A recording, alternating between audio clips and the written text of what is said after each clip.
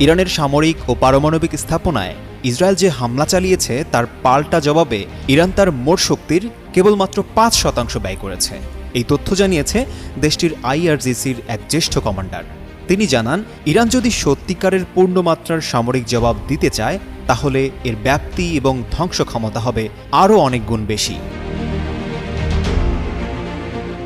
ইসলামী বিপ্লবী গার্ড বাহিনীর সমন্বয় বিষয়ক উপকমান্ডার brigadier general Mohammad Reza Naqdi শনিবার দেশটির রাষ্ট্রীয় টেলিভিশনে দেওয়া এক সাক্ষাৎকারে এই মন্তব্য করেন। তিনি বলেন, ইসরায়েলের বিরুদ্ধে ইরানের পাল্টা হামলায় দেশের প্রতিরক্ষা শক্তির ৫%-এরও কম বাস্তবিক অর্থে সক্রিয় হয়েছে। আমাদের মূল সামরিক সক্ষমতা এখনও অপ্রকাশিত রয়েছে। ইসরায়েলের বিরুদ্ধে সেগুলো ব্যবহারই হয়নি।